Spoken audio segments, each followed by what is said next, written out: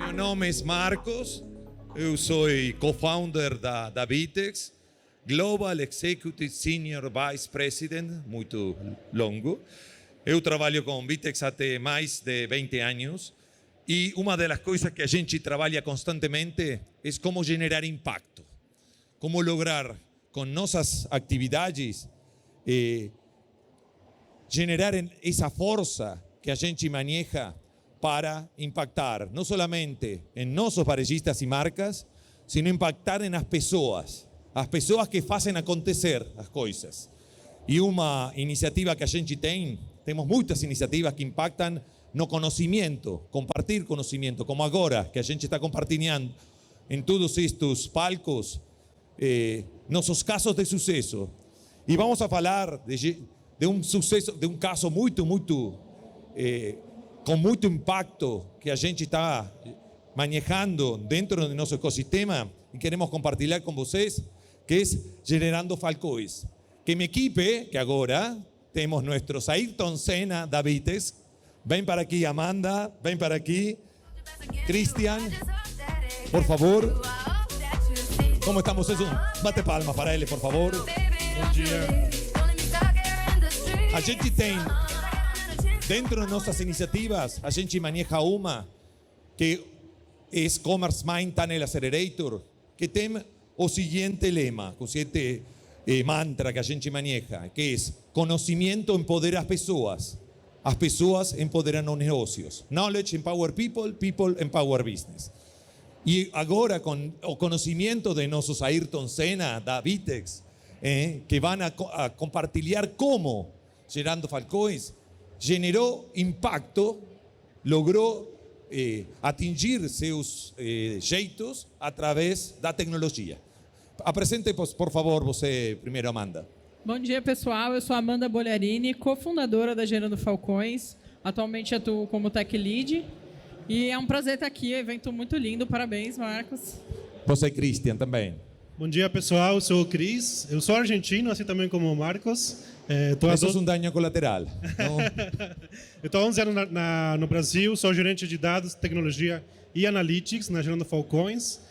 Sou formado em análise e desenvolvimento de sistemas, estou concluindo uma pós também em BI e Analytics. E uma grande honra estar aqui, Marcos. Tá. E a gente ia falar que ia ser a pergunta depois, mas vou fazer a pergunta antes. Pode. Quando você conheceu o Vitex? A gente conheceu a Vtex através da nossa CFO, a Júlia Machado, que tinha um contato aqui na Vtex, que é o Patrick, acho que trabalha com vocês também. Aí ele nos aproximou, a gente começou a entender, a gente tinha necessidade de trazer recorrência para os nossos doadores, e aí foi que a gente chegou na Vtex. Uma coisa muito importante que a gente fez e faz é uma curação dos casos de sucesso que a gente está compartilhando. Depois vocês compartilham se a curação que a gente fez é boa ou não tão boa. Pode começar com sua palestra. Podemos, vamos lá. Temos o... Perfeito. Está aqui. Bom. Está indo já? Opa. Eu estou olhando nessa tela. Bom, só para falar um pouquinho mais, né? Sou cofundadora. Eu comecei 13 anos atrás a trabalhar com o Edu Lira. E desde então eu sou designer formada, então conheci o Edu nessa época de faculdade. E desde então venho trabalhando, né? Trabalhei na frente de marketing da Gerando Falcões. Durante a pandemia também migrei de área, fui para a frente de operações para entender realmente como que os líderes sociais da rede, que eu vou explicar como funciona mais para frente, estavam atuando para a gente também conseguir apoiá-los no impacto. Atualmente estou fazendo uma pós em engenharia de software, porque eu migrei para essa área de tecnologia e tenho atuado há mais de 2 anos e meio. E acho que, resumidamente, essa é a Amanda. Agora, deixar o Cris. Não, acho que se eu pudesse acrescentar aqui, primeiro que fui muito bem recebido pelo Brasil, um país que eu tenho um carinho muito grande.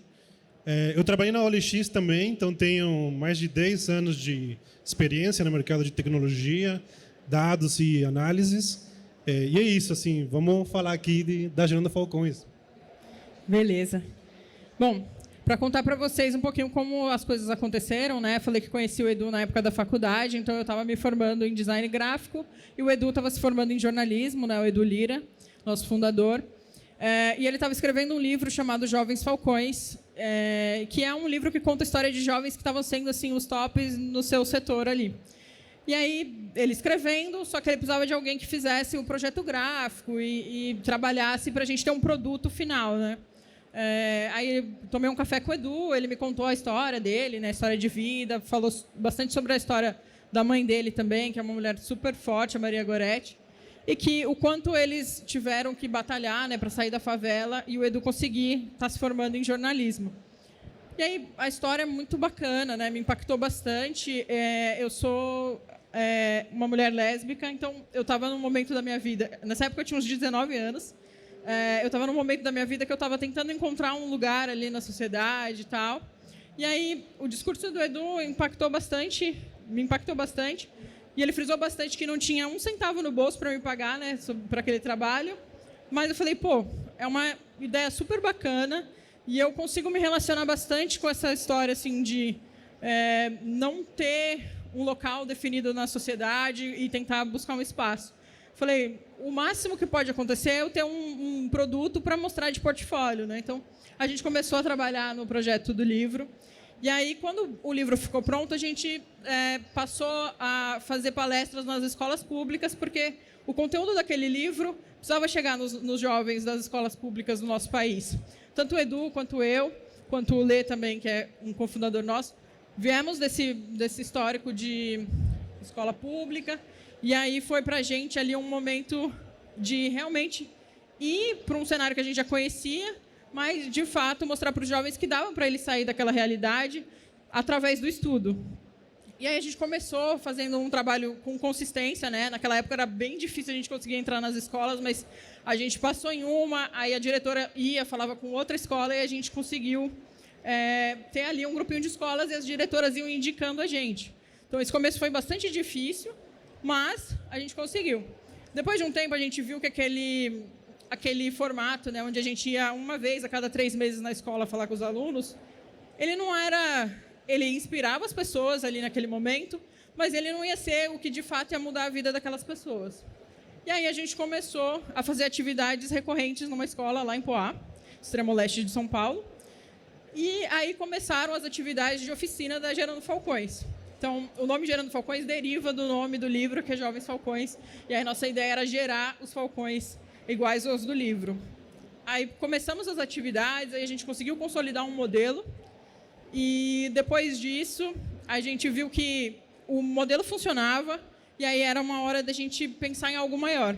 Então, a gente teve ali um começo das atividades, tal. Começamos a entrar num nicho ali, né? O Edu fala com bastante empresários e tal. E aí a gente conseguiu um contato de uma pessoa da Ambev que aí viu o que a gente estava fazendo de trabalho e, de fato, falou assim, olha, eu acho que vocês podem aumentar o impacto de vocês a partir do momento que a gente colocar indicadores aqui dentro. Porque sem medir o que vocês estão fazendo, não tem como a gente depois até falar assim, ó, esse é o impacto gerado pela Gerando Falcões. E aí a gente começou com essa parte de indicadores, e aí trabalhamos, atuamos, entendemos que aquele modelo que a gente estava fazendo com os alunos semanalmente estava funcionando bem. E aí veio a provocação, né, do Lehman, que na época foi, acho que, um dos nossos primeiros investidores, e que falou assim, olha, para melhorar isso aqui, vocês precisam fazer isso em mais lugares. Aí veio essa provocação da gente pensar fora de onde a gente estava ali, né, extremo leste de São Paulo, e buscar Brasil. Então, trouxemos também a Accenture para apoiar com esse desdobramento de como que a gente ia atuar, o que seria interessante a gente avaliar em outros possíveis líderes. Entendemos que o formato para a gente seria, de fato, atuar em rede com os líderes sociais que já estavam fazendo o trabalho. Porque já aconteciam vários trabalhos e, às vezes, vários momentos assim, de não ter uma estrutura, de não ter recurso. E aí a gente começou a rede Gerando Falcões em 2020 ali. E aí o primeiro modelo foi a gente já fazer o edital e direto aprovar as pessoas para serem aceleradas. No segundo ano, a gente entendeu que o líder ele vinha, mas ele precisava de um preparo. Então, a gente criou a Falcons University, que traz os líderes sociais que já fazem algum trabalho no Brasil. E eles passam por 6 meses de imersão, né? Então, a gente leva metodologia, leva como gerir recursos financeiros, como gerir o time. E aí eles passam por essa imersão depois desse momento na Falcons, e aí eles começam a, de fato, participar dos editais para serem aceleradas. Então, a gente entendeu que precisava dessa etapa antes, e aí colocamos. Depois disso, a gente teve pandemia, corona no paredão. A nossa rede de líderes ela ampliou bastante. E aí, durante esse período, a gente teve muito trabalho assim, em loco nas favelas. E aí, desse contato assim, em favelas diferentes das que a gente já atuava aqui em São Paulo, a gente começou um projeto chamado Favela 3D, que aí ele atua em vários âmbitos dentro da comunidade. Então, o projeto piloto que a gente tem, que acho que está mais avançado hoje, é em São José do Rio Preto, que é a Favela Marte.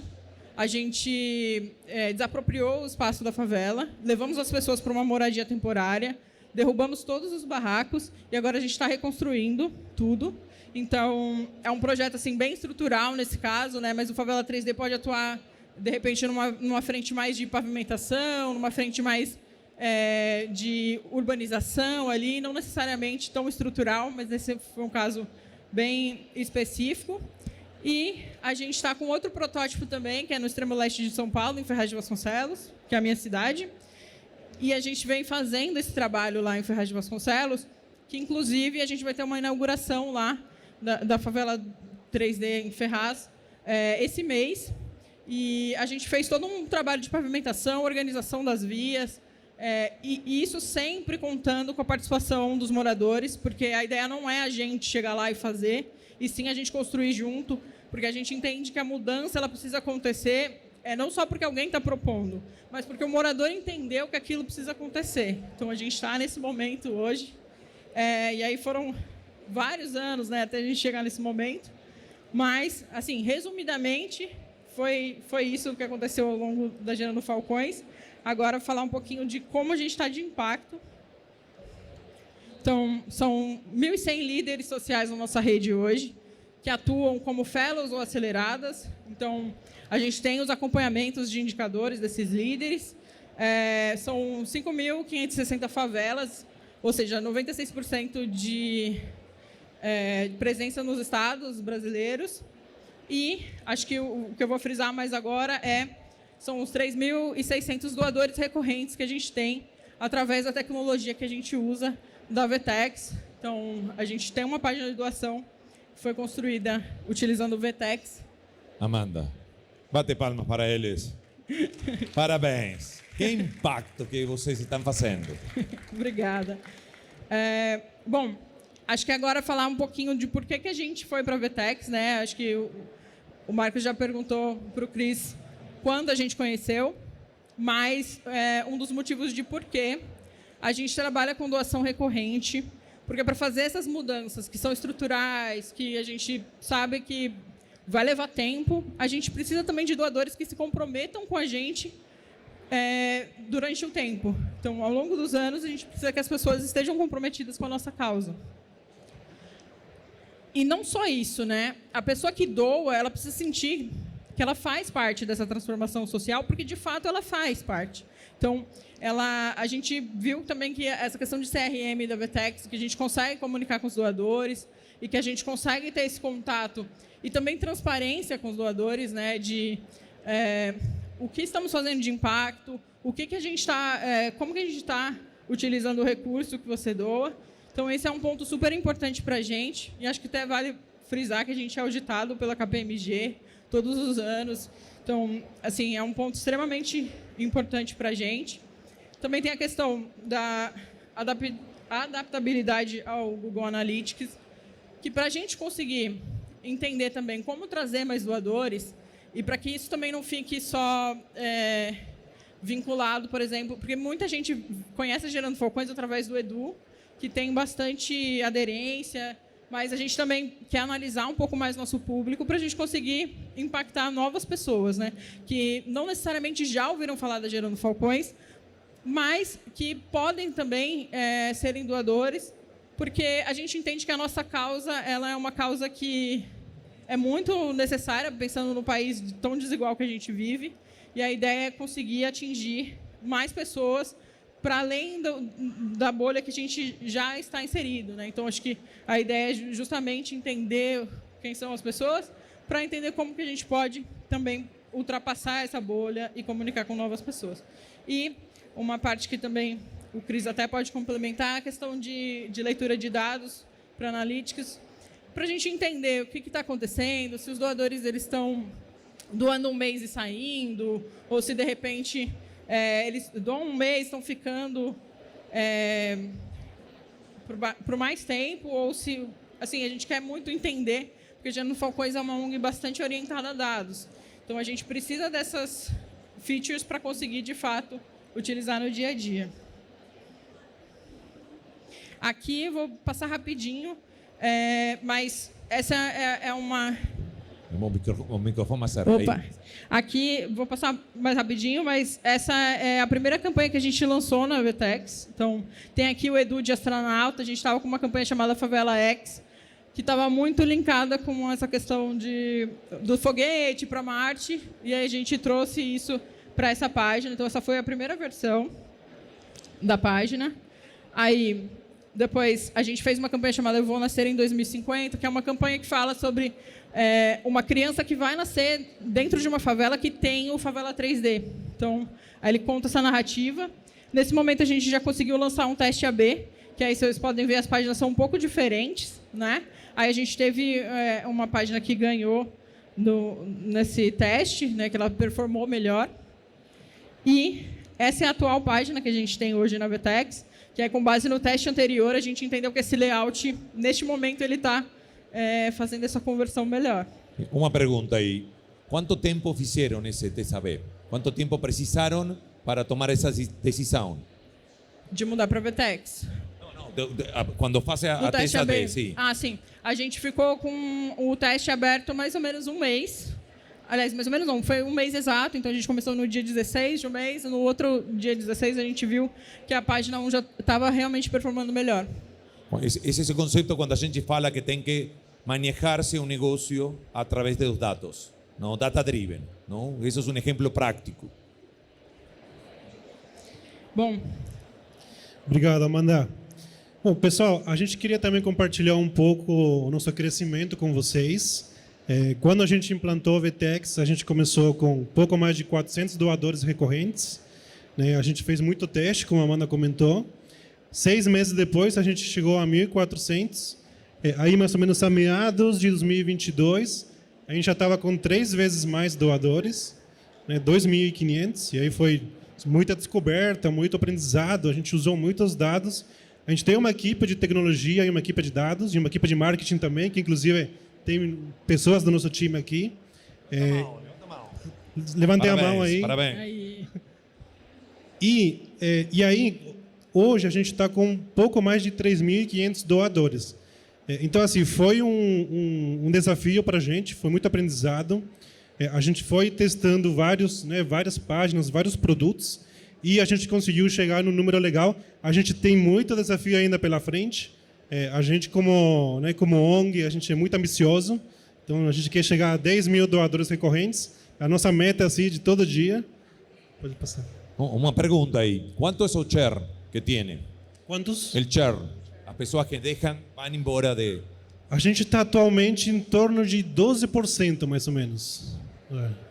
Mas é um número que a gente também trabalha muito para poder reduzir, né? E aí, o que a gente fez, né? Então, a gente está com 3.500 doadores e a gente sabe que a gente precisa chegar a 10 mil. E por quê, né? A gente pensa muito que a gente, como ONG, a gente sabe das limitações e desafios que toda ONG tem.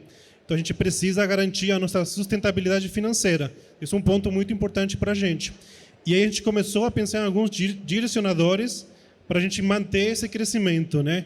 E aí, um deles é a gente se preocupa muito com a experiência do doador no site, né? Que seja fácil de doar, que seja rápido, que tenha várias opções, né? Porque a gente sabe que o público brasileiro é bem diversificado. A gente faz muito teste AB, então, como a Amanda comentou, a gente testa o tempo todo campanhas, imagem, cores, posicionamento dos objetos. E a gente sabe também que a gente precisa modernizar a nossa plataforma. E o que é isso, modernizar? A gente quer fornecer, de fato, tudo que o mercado tem de modernidade em si, né? Tudo que tem de solução. A gente se baseia muito também em inteligência artificial, a gente olha muito para esse espaço, que a gente sabe que tem muita oportunidade. E, por fim, a gente sabe que a gente precisa ter um bom relacionamento com os nossos doadores, né? Então, não adianta eu simplesmente trazer a pessoa para doar e eu não dou uma recorrência, uma informação para onde que a gente está direcionando essa captação, né? E aí, pensando nisso, a gente começou a desenhar um pouco a nossa estratégia e a gente vê a gente vê 4 pilares essenciais que a gente entende que a gente precisa trabalhar em cima disso para alcançar a meta de 10 mil doadores. Uma delas é a migração para a Vertex.io. Então, até já deixando aqui que para a gente é um desafio, a gente quer saber como que a gente pode fazer essa migração. Para a gente é importante por essa questão de que é muito mais compatível com programação, com as linguagens que os nossos devs já estão acostumados. A gente vai lançar uma nova campanha de aquisição de doadores, que é uma campanha baseada na Favela dos Sonhos, a inauguração da primeira favela 3D no Brasil. E a gente fala de que a favela tem que ser digital, digna e desenvolvida. A gente quer oferecer também mais meios de pagamento. Então, a gente vê cada vez mais soluções e tipos de pagamentos que as pessoas podem optar. Então, isso para a gente é muito importante, porque a gente sabe que com isso a gente pode melhorar as nossas taxas de conversão, né? Trazer mais doadores. E a gente vai testar outras formas de bots inteligentes. Recentemente, a gente teve o maior encontro das favelas, que foi um evento promovido pela Gerando Falcões, com a participação de mais de 1.100 lideranças. A gente lançou um bot de empregabilidade, que é um bot que conecta oportunidades de emprego com as pessoas das comunidades. E agora a gente quer também inovar nessa parte de AI e Machine Learning, com um bot para a gente fazer todo o atendimento dos nossos doadores. Então, a gente sabe que com isso a gente pode ganhar escala, a gente pode ganhar inteligência e também, obviamente, melhorar aí a taxa de churn, como o Marcos comentou. E a gente não pode deixar de falar que todo esse esforço que a gente tem, né, essa inteligência que a gente tem aí por trás, toda a inovação que a gente faz e a captação que a gente, né, que é o nosso foco hoje, é revertido para os nossos projetos sociais. Então, a gente tem oficinas de esporte, cultura, lazer, reforço escolar, né, espalhado pelo Brasil. Acho que apenas um estado, se não me engano, que a gente ainda não está presente, mas a gente deve estar muito próximo. A gente tem também o varejo social, que é um bazar que funciona como se fosse uma escola. Então, a gente recebe jovens, a gente forma por aproximadamente 6 meses, e aí depois a gente encaminha esse jovem para oportunidades de emprego, aí, através de parceiros nossos. E a gente tem o nosso projeto, que eu diria o projeto mais transformador da Gerando Falcões, que é o Favela 3D, né, que a gente fala que a favela precisa ser transformada para ter, né, mais acesso à empregabilidade, a recursos, impulsionar a economia local da favela. A gente fala das mandalas, das pétalas da mandala, que é onde a gente consegue, digamos, materializar todos os objetivos que a gente tem para que a comunidade saia da pobreza, né? Porque, no final das contas, o nosso principal objetivo é tirar as famílias da pobreza. A gente sabe que é um desafio que não é fácil, e até deixo aberto aqui, a gente sempre está em busca de novos parceiros para nos ajudar nessa missão que é gigantesca, mas a gente não pode deixar de falar que, né, a gente sempre mira para, né, as comunidades, para essas famílias, para que elas possam evoluir. Então, é isso, pessoal. Super honra aqui estar com vocês. Forte palmas para eles, por favor. A gente vai ter tempo para uma pergunta curta. Levante a mão quem quer fazer uma pergunta para eles. E eu vou fazer para... Assento, por favor.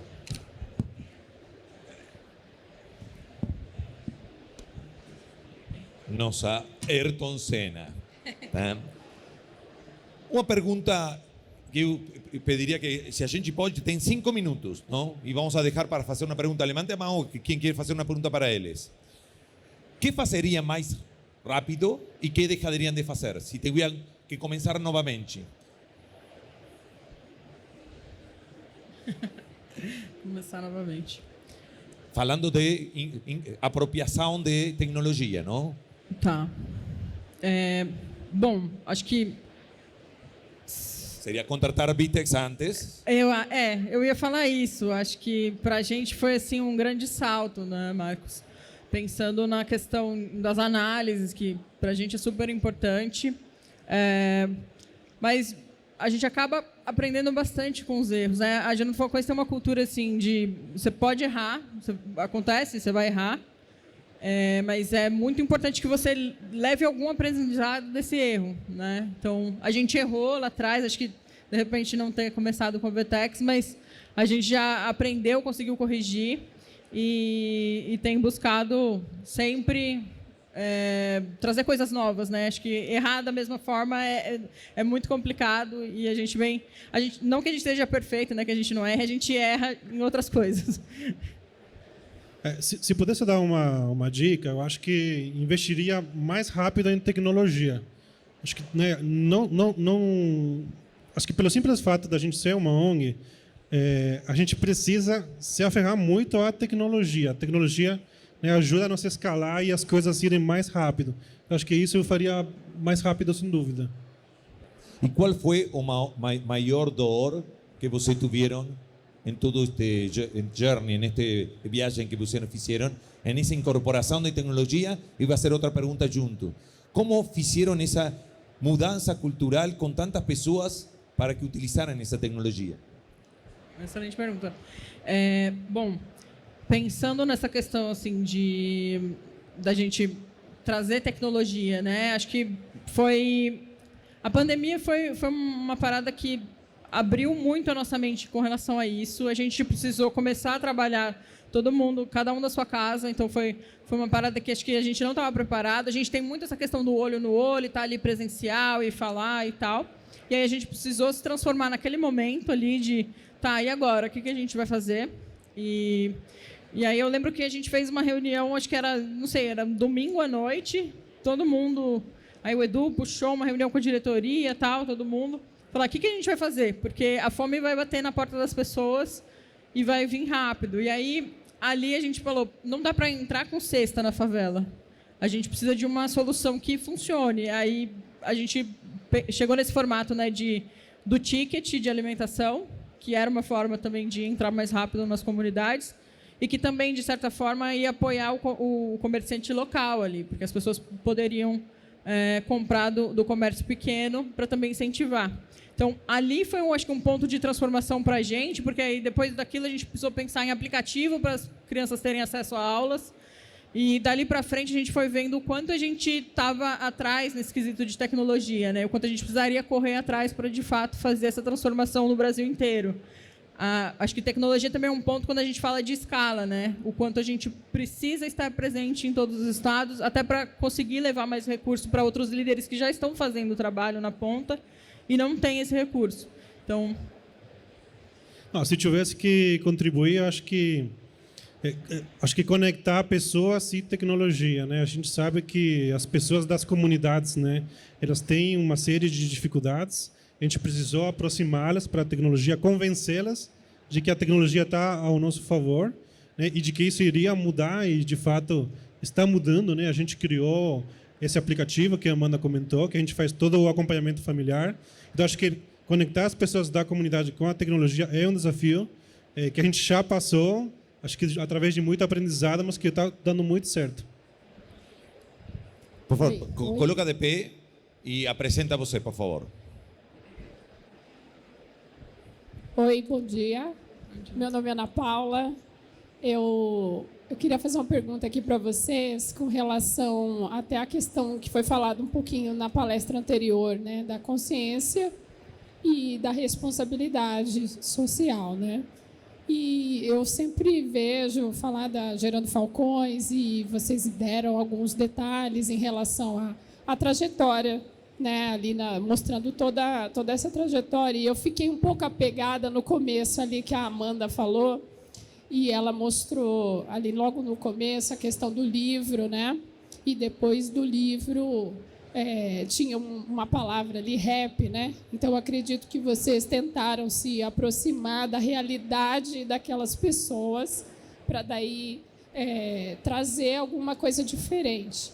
Eu sou da periferia de São Paulo, né? Fiquei 27 anos na periferia e meu pai, borracheiro, conseguiu depois custear um pouco de estudo para mim no colegial, né? No antigo colegial, e eu consegui depois seguir minha vida com dignidade, né?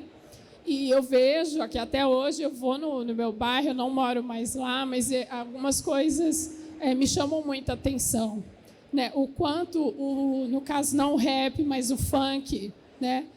Da realidade daquelas pessoas.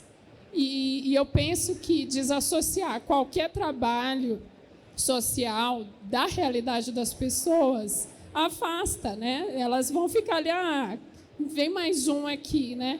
Então eu fico refletindo muito sobre isso, como me aproximar, até porque não é a minha realidade. Eu acho bacana que eles encontram uma forma de se divertir. São pessoas que trabalham a semana toda, às vezes atravessam a cidade 2 horas, né?